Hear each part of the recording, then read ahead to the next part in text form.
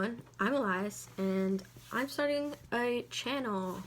So I actually have another channel. It's deleted because I was only talking about one thing, and it was kind of getting really boring, and I was out of things to talk about. So yeah, and that's not even the main focus of my life right now. I'm having a lot of other things to think about, to talk about. And so I just decided that I'd make a new channel and put in everything that I want to talk about. First of all, my name is Elias. It is my preferred name, not my birth name. I don't want you to know my birth name until I am older. I don't really care. I'm 13. I'm about to turn 14, so that's cool. My gender is male. I am male to female. I mean female to male, and my pronouns are he, him. I was born as a female. Well, yeah, identifying as one. I'm making this channel, as I said, because I was just getting really bored with the whole one topic thing. I started to go off on tangents, and it just wasn't working well.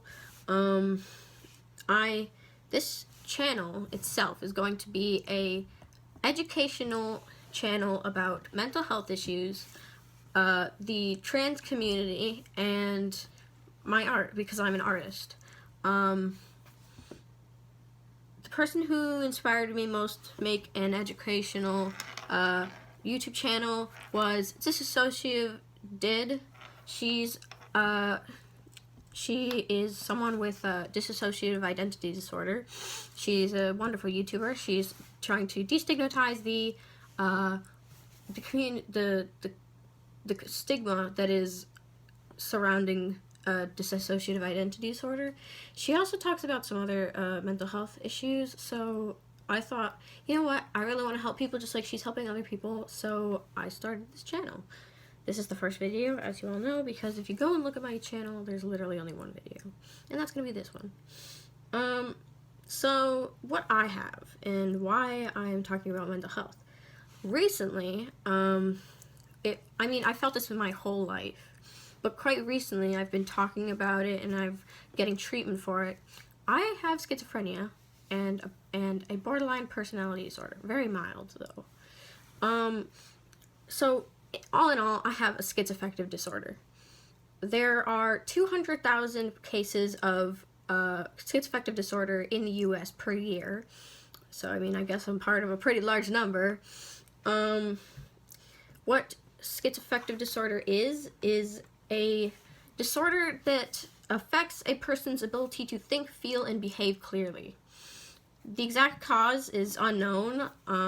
There's a lot of different variables that could contribute to it, such as trauma, genetics, just anything really. And so that's kind of hard, because if you don't know how to exactly prevent this, there's going to be cases coming out. And yeah, so schizophrenia is usually characterized by thoughts and experiences that seem out of touch with reality. So for me, sometimes when I'm having an episode, I feel like I'm being taken from reality and into this deluded world where it's hard to talk, it's hard to think, it's hard to behave clearly. As I just mentioned, I can get very violent, and it's mostly because of this. Treatment usually is lifelong and often involves a combination of medication, psychotherapy, and specialty care services. Like, I have a lot of psychiatrists. I'm part of 2 groups that help children with these disorders and stuff like that, so I've got that going for me. My symptoms personally are, well, I have multiple issues. I have schizophrenia, the mild borderline personality disorder, and PTSD. PTSD is post-traumatic stress disorder. I don't know, when I was younger, things were kind of hard. Stuff happened that I'm not really going to get into, but the doctors think that a lot of my mental health came from trauma, which I agree. Borderline personality disorder is honestly, I don't know the definition.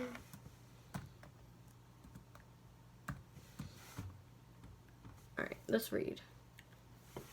A mental disorder characterized by unstable moods, behavior, and relationship. Yeah, so actions like being angry can be very outwards to even on simple things. It's kind of the inability to regulate your emotions in a appropriate way. Like, say something very minor happens and because of borderline personality disorder can easily be blown way out of proportion.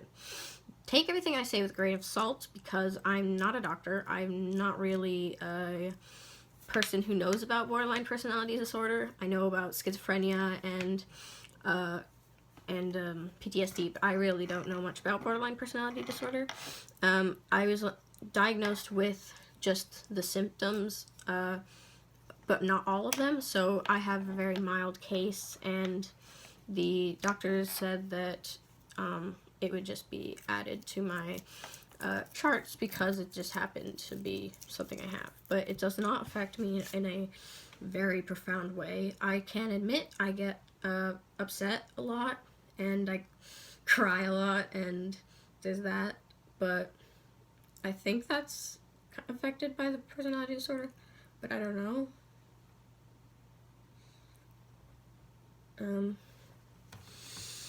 Right. When was I diagnosed? I was diagnosed in this September. I was hospitalized for the second time, and this time instead of just being like, oh, this person has like anxiety and stuff, the counselors, the people there were very concerned. They knew that I had something other than just depression, and I agreed with them because I hear and see things. I have this book, which I'll be reviewing in the next video. It's a sketchbook.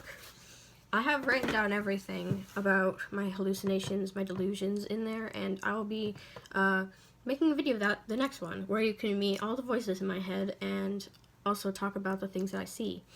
So, yeah, when I was younger, I was delusional. I really thought I could control, like, the wind and crap like that.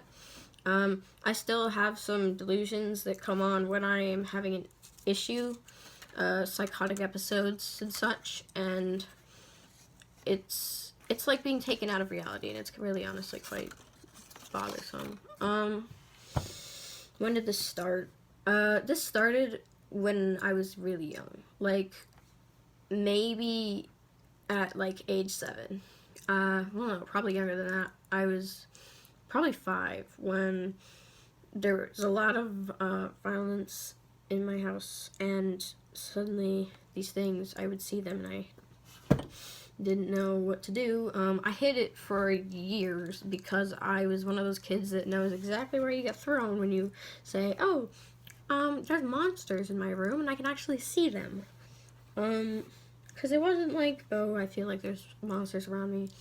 I could actually see them. I could be laying in bed and something would come and push itself in my face, and that's honestly probably the hardest thing I go through. I don't understand.